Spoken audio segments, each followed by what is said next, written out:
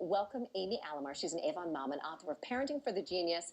And tantrums aren't just for toddlers anymore. Good morning to you and thanks for coming in. Good morning. Thanks for having me. I can think of a couple real doozies where you're just like, I remember one happening actually, and someone said, she tapped me on the shoulder and said, they do grow up. Yeah.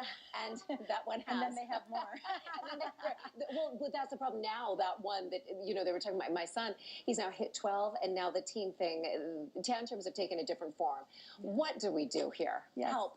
So a tantrum for a young child, a toddler, is basically they can't express themselves. They don't have the words. Okay. And so they're frustrated and they're being told no maybe, and so they start to throw a fit. And as Right. they reach the teen and tween years, it's a similar concept. So their brains are going through so much transformation. They're developing, they're becoming independent, yet they still need mom and dad. Yes. And they also, you know, want to fit in, but yet they want to stick out. So they're trying to kind of do all of this at once, and they And none come of it's home. working. None of it's working, and they come home and they let it all out, and they don't have the way to express it, just like a toddler didn't.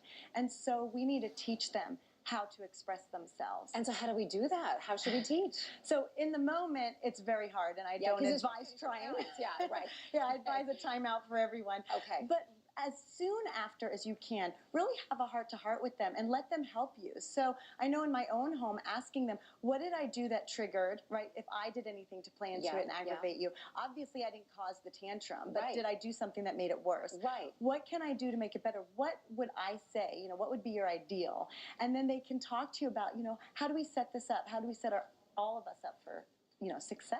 And what about in that moment if they don't want to talk? They're so frustrated and they're having this tantrum and they just don't want to even communicate. Is that really, keep that timeout going? You need to let it go that down. because it's not going to help to engage in that combat. Yeah, it's not going to help anybody. Now, if it's a behavior that has to be stopped and you need to leave somewhere, then it's just a matter of we need to leave.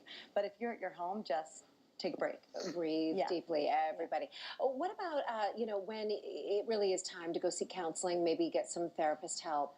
Yeah, so if your kid's throwing a lot of fits and this is abnormal for their behavior, don't panic yet. Okay. First, lean on your support system. So you have a pediatrician, you have, you know, teachers, school counselors. Lean on them, find out what's the behavior at school, and is this just happening at home or is this bigger? Okay.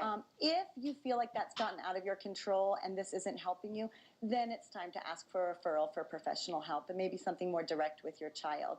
But you don't have to panic straight away. You do have some, you know, action you can take before that. Good to know. So there's stages to get there, and hopefully in the end everybody comes out feeling better. Yeah. It's a frustrating thing for everyone involved, for sure. Dr. Amy Alamar, thank you so much. Thanks Good information. Yeah.